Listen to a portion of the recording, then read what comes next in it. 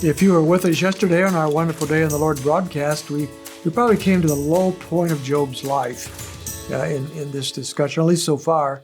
This is chapter 14, when he ends up saying basically he has no hope, and God has taken that what little hope he might have had, God has taken it away. He doesn't see his sin. He believes that God would only do these things to him or allow them to happen if he was in great sin. And yet he knows nothing that is there. He doesn't see his iniquity. He is refusing to repent, like his friends say, because he doesn't see the need to repent at this point. And so he's totally confused and at the point of hopelessness. This is a crushed man. That brings us to chapter 15 and the second round, we might call it, of the advice from his friends.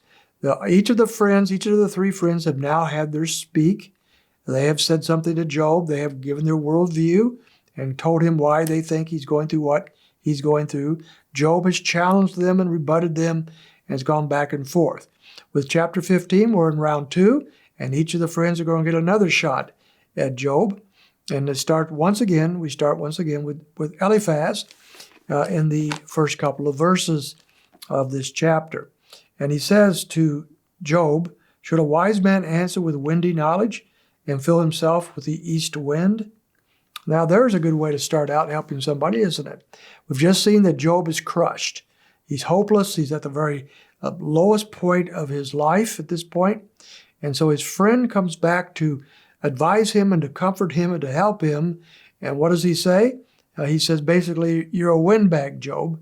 You're just talking, flapping, saying words that with no wisdom and no meaning, and that you're just a windbag. What a wonderful way to be of comfort to his friends.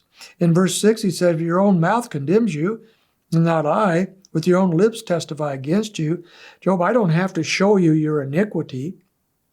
Your very words are revealing that there's something wrong in your life, that there is sin there that you are not recognizing, not repenting of.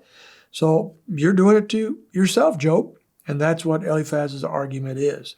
In verse 7, he turns Job's rebuke on him. Now remember, Job has been firing back at his friends, and now his friend Eliphaz is going to turn the same rebuke back on Job. So they're not making much progress.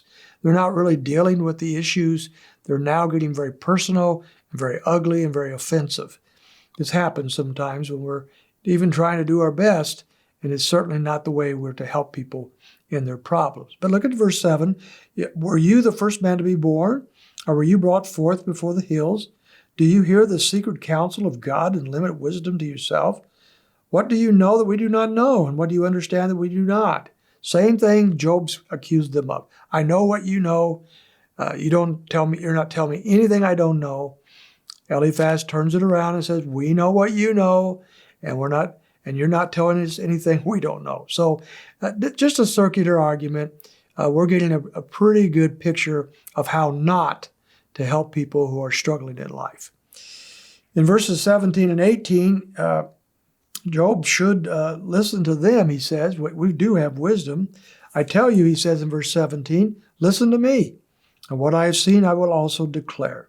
What wise men have told and have not concealed from their fathers. Now, you ought to listen to us because we have words of wisdom. Quit rebuking us. Quit firing back.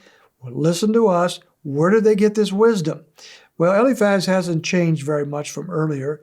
I have seen and I will declare. So he's basing it on his experience. Remember earlier in his first round, he's talked about the mystical experiences that he'd had. He'd had a dream. He'd had a trance. He'd met up with a spirit, and he gave his wisdom from there. Now he hasn't moved much further. What I've seen, I will tell you. And then he also adds the wisdom of wise men. This is the argument of Bildad.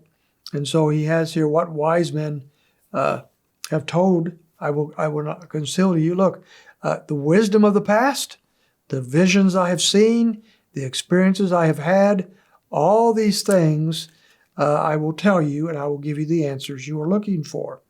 In verse 20, the wicked man writhes in pain all of his days, and numbered are the years stored up for the ruthless. Now here's the answer, Job. wicked people suffer. You are suffering because you are wicked. There's no questions asked. All you got to do now is peel back the layers and find out what you've done to oppose God.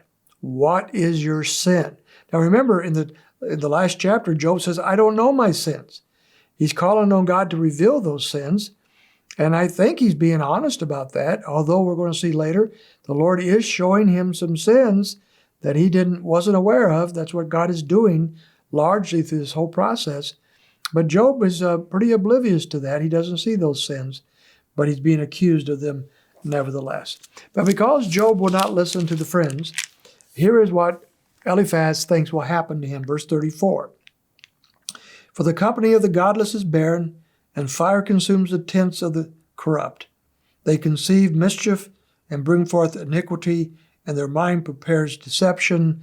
In other words, you don't have anything good in front of you, Job, because you won't listen to our advice, and you will not take the steps that we tell you to take. Therefore, your life is never going to improve. That's how he leaves off his first or his second round in the dialogues.